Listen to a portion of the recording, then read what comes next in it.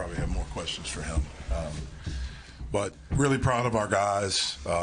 This was a game that I was concerned about just because of what we just did in the previous game to Virginia. And, we had played these guys a few weeks ago and had done well. And the fact when I knew that two guys weren't starting was even more concerned, for a letdown. And I thought our guys came out, and I thought we played really well. We got off to a good start.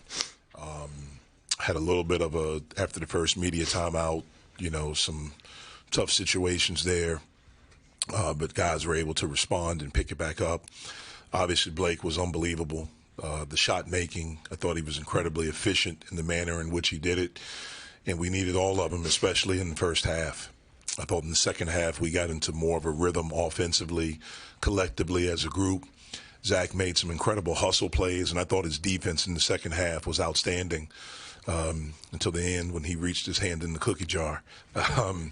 But I thought he just made some incredible hustle plays for us. To have 22 assists today was really good, shows that we were sharing the basketball. And, again, I can't say enough about what Blake was able to do.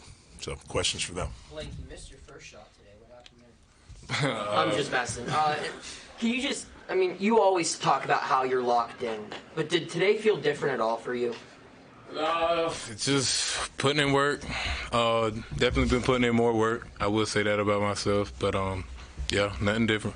Louisville coach Kenny Payne said the last time he saw someone play like you did today was Kevin Durant, Kyrie Irving, and Devin Booker. What does it mean to you when another coach compares you to guys like that? Good. That's what to work for.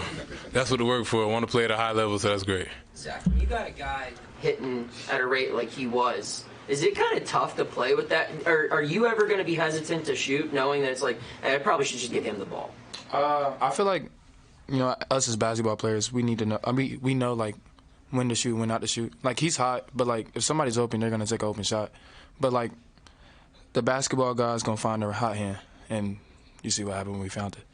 Zack, at the same time, how do you guys feed off of that kind of energy? We love it. We have family here, so seeing somebody go off like that, it just gets us going. Was there a point tonight where you knew that you were kind of on the cusp of history or cusp of doing something special? No, I actually didn't realize I tied the three-point record, which is cool, which was my own. So that's cool. Sorry if that came off arrogant, but that's cool. Like, honestly, I definitely knew I was putting up a lot of points, but I didn't know I was on any record-breaking streaks. Blake, we see in a lot of big scoring performances, somebody will write a number down on a piece of paper, take a picture with it. You do anything fun, celebrating lives with the guys in the locker room?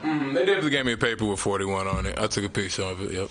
So, on a different historical note, 1,000 career points for you tonight, and I think you're the fourth fastest guy to do that in the history of this program. What's that milestone mean to you? All credit to the coaches. Just like I said earlier in the interview down there, I've been to 3 different schools and haven't been on any pace like this. So it's the coaches letting me have the freedom and giving me the confidence as well.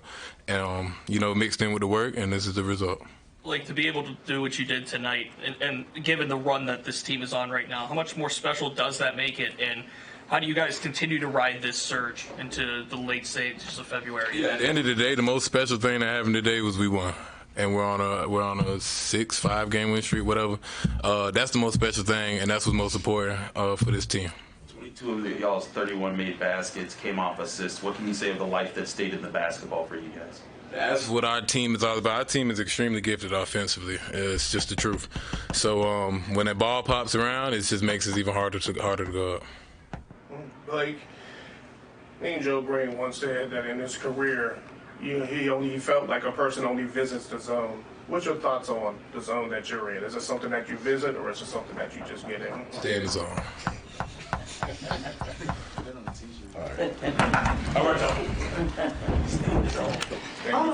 Jeff, when could you tell this was going to be a big night for him? At what point in the game? When he hit the 3 on the first half on the right side, I think they were in zone, and we were running a play. And he was probably about 35 feet away. He was tired, and he took a dribble and shot it. I kind of turned because it was a bad shot. I turned and yelled, what is he doing?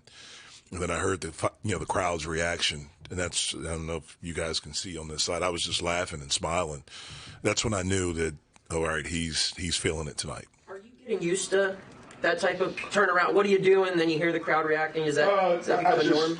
I have learned with Blake, and I learned this last year in coaching him, and he has the freedom to take bad shots at times because it's something that can get him going, and I understand that about him. He could be off. He missed his first shot. He could be, and it's something that he's earned because it could be the one thing that gets him going. Now, I'll tell him if it's a bad shot.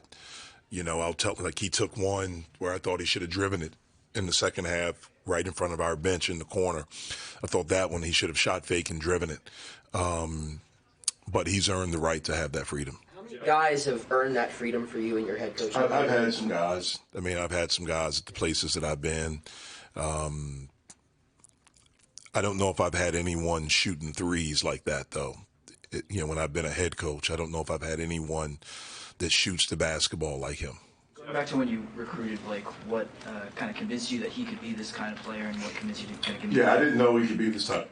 I thought he'd be good. I didn't know he would be this, because if you look at the previous place that he played, he had no stats at Iowa State. At Ole Miss, it wasn't like he was like this prolific three-point shooter. It was more of mid-range. He shot threes, but his game there was more mid-range, off the bounce a little bit, getting to a spot, elbows, and things like that. When he got here and we started working with him, I remember in practice, it may have been one of our first practices, and he passed up a shot. He passed up a three. And I told him, don't pass up three. If you have an open shot, shoot the basketball. And I don't think I've had to say that to him again. Jeff, Kenny mentioned the hockey assist from Blake, and that's what makes him tough to guard. That he makes the pass before the passing, or there were times that he drove, that there was more to just his game than just the threes. It is. It is. The three sets up everything for him. You have to guard him from so far out, and where he's made a jump in his game is being able to put it on the floor without running people over, getting the spots, also understanding when he needs to pass the basketball. He draws so much attention. And he's gotten much better over the last 3 weeks of moving the basketball and getting it to the other guys. What went into the effort of, especially your freshman guards, Jalen and Bub, 13 combined assists, only 2 turnovers between them? What's been clicking for them? Yeah, I thought they were better in the second half. I didn't think they were as good as they have been in the first half. I thought at times they had predetermined decisions off of ball screens, off of penetration, instead of just making plays. And I thought they were much better in the second half. Those guys are really good, and they're at their best when they're reading stuff instead of making preconceived decisions. What type of qualities does Blake have as a leader, as a player, that allows him to kind of just take over games the way he does? Well, first and foremost, he has the respect of everyone, all of his teammates. Not just respect, they revere him because of the type of guy that he is. He's an unbelievable teammate. He's not a good teammate. He's an unbelievable teammate. He's so positive. He's so encouraging. He wants them to succeed, and he wants us to win. He's grateful. He's appreciative. He's someone that's been a joy for all of us in our basketball program to be around since he stepped foot on campus. Jeff, you mentioned shortly after you sat down, this was a game coming in that concerned you a little bit. Just with how this one played out, does that suggest just a maturity among your guys, just to not have overlooked this one? I think we're learning how to become more mature. So, yes, I do think so. We had a couple of pretty good days of practice. I thought they came back with the right mindset on Thursday. We were better on Friday in practice. Our shoot-around today was pretty good. Guys seemed locked in. And I thought we did a pretty good job, much better job in the second half. Just 3 turnovers tonight, season low. How pleased were you just with the ball security and the decision-making in that regard? Yeah, we've done a pretty good job with that all year. We understood with them being down 2 guards that they were going to have a lot of guys play a lot of minutes. So we knew the pressure wouldn't be there like it would have been if Sky and Tyler were playing. Also, we knew and understood that they would have guys that are doing different things defensively than they've done. They're having to defend ball screens, which those guys haven't done a lot of. And so I'm not surprised with the turnovers. Fetty, 8 points, 8 rebounds. Terrific. He was terrific, and I think he's playing well. You know, he was he did a good job on Hatfield. Hatfield came into this game, the last 4 games, averaging 19.5 points. I thought Fetty did a great job of having resistance. He altered some shots. He got 8 rebounds. He made his free throws. I thought he did a really, really good job. Guillermo was really aggressive, hedging ball screens in the first half early on. Fetty, also, you just talked about his defensive performance. How versatile are those two, in different coverages for you guys? Yeah, they're very versatile. If you look at the last game, I thought Fetty played well, but Guillermo in the second half was terrific. That's why we went with him for the majority of the second half, because he gives us something different with him being able to space the floor. You saw it in the second half when we had penetration and hit him in the corner, and he's able to knock in a 3. He just gives us a different look, Guillermo does, especially offensively, with his ability to space the floor. Jeff, wanted to give you a chance to comment on the passing of Lefty Drizzle. Yeah, he, Coach Drizzle, man, he was an unbelievable guy. I've known him since I was a player at Duke, because I would see him on one of the pictures in the hallway when he played there, and I think he got his start there coaching with Coach Daly, Chuck Daly. And Hubie Brown, what an incredible staff. I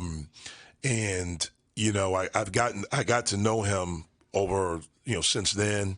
When he was at James Madison, my father was at Old Dominion. So they were in the league together.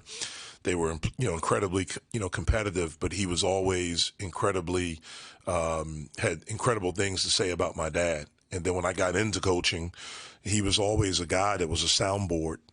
He was one of the funniest human beings.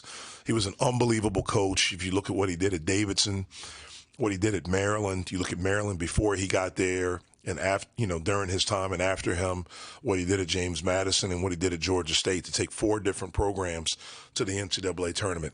I'm really glad that he was able to get into the Hall of Fame while he was still alive, where he could get up there and speak and be Lefty, and everyone's laughing, and he was just a joy to be around. I hated when I heard the news when I woke up this morning. I got to know him even better during the 7 years I worked at Duke because of his relationship with Coach. So I hated the basketball world, lost a great coach, but also one of its greatest people.